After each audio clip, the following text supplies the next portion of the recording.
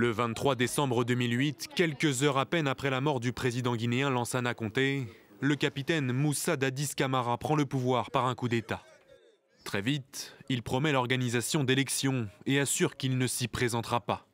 Un engagement sur lequel il revient petit à petit dans les mois qui suivent, comme dans cette interview dans son lit, au camp militaire de Yao, siège de son gouvernement.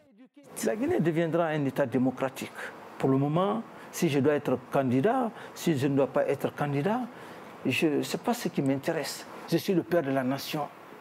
C'est ce que le destin aussi a voulu.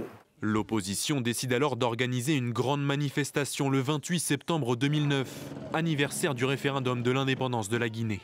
Pour marquer le coup, elle choisit le plus grand stade de Conakry et y maintient le rassemblement malgré son interdiction par le gouvernement.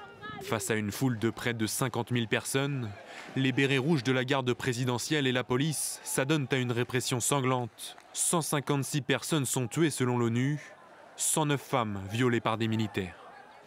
Au lendemain du massacre, Moussa Dadis Camara nie toute responsabilité. Il assure avoir perdu le contrôle de l'armée. L'événement m'a débordé. Cette armée, je ne contrôle pas toutes les activités. J'ai hérité d'une armée où la hiérarchie n'est jamais respectée, où le caporal peut dire merde à un colonel, à un général. Dire que je contrôle cette armée, ce serait de la démagogie. Moussa Dadis Camara est renversé quelques mois plus tard. Il fuit vers le Burkina Faso, où il passe plus de 10 années en exil. L'ancien président dit aujourd'hui vouloir laver son honneur. Il s'est rendu de lui-même à la justice guinéenne. À ses côtés, 10 autres anciens responsables dans le gouvernement de la junte comparaissent pour les exactions commises le 28 septembre 2009.